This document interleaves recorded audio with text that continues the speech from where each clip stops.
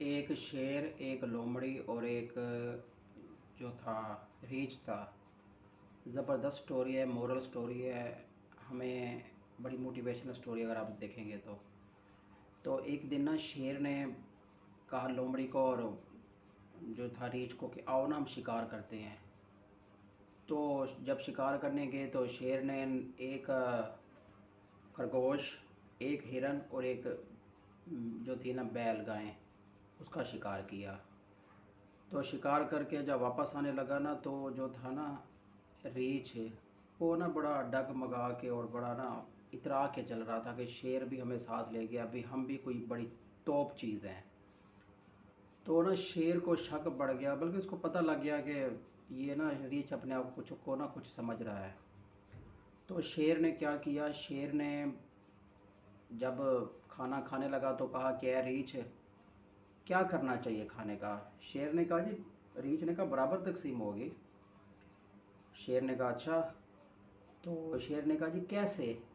रीछ ने कहा जी बड़ा सादी सी तकसीम है, आप बड़े हैं, गाय का गोश्त आप ले लें, मैं ज़रा दरमियाना हूँ।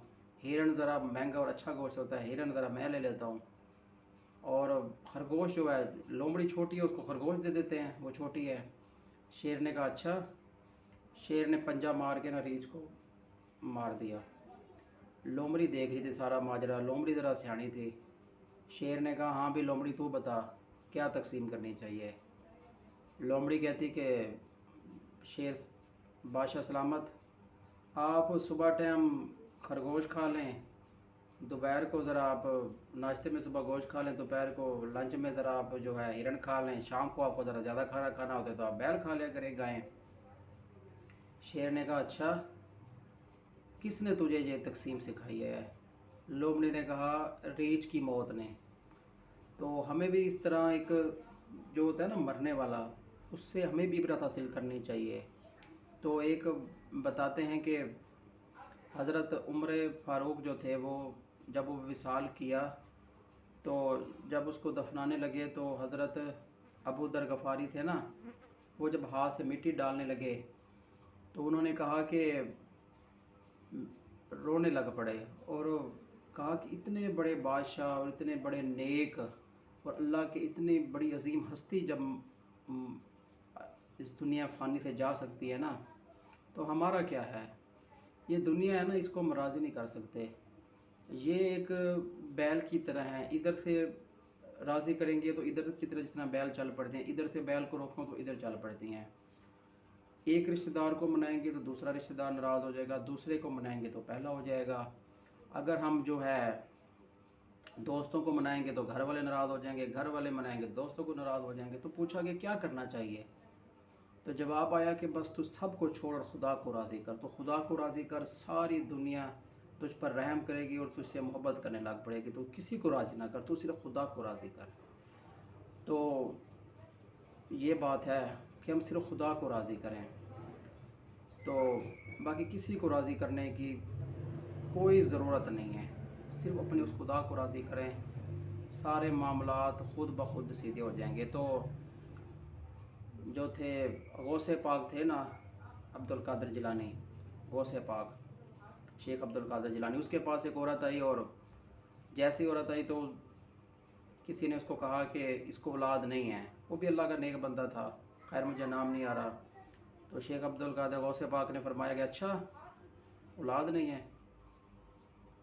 तो गौसे पाक ने अल्लाह की तरफ हाथ उठाया और कहा कि या खुदा, तू जानता था ना कि ये मेरे दर पर आ रही है, तू जानता था ना कि ये औलाद के लिए आ रही है।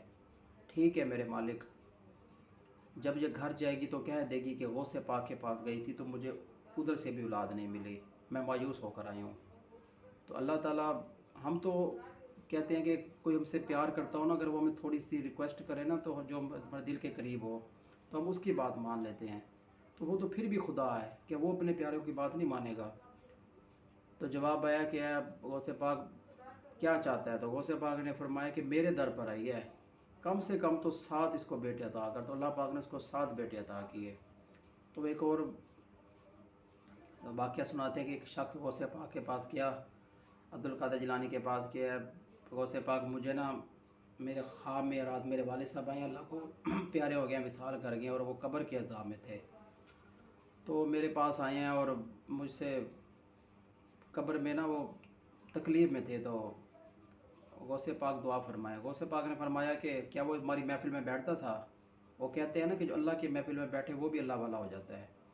तो उसके बेटे ने फरमाया, हाँ गौसे पाक वो आपकी महफ़िल में बैठा करता था।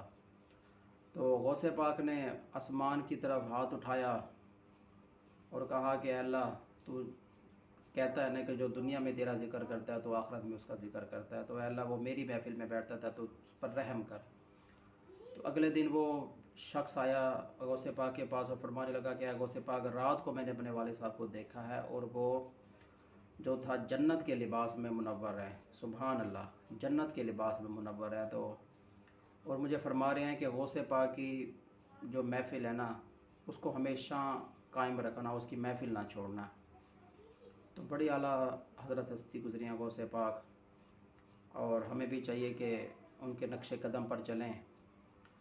और अगर आपको, मैं डेली कोशिश करता हूँ कि ऐसा कॉन्टेक्ट बनाऊँ इस कि जो आपको मोटिवेट करे और आपको अच्छा लगे, जिससे आपकी इस्लाह हो।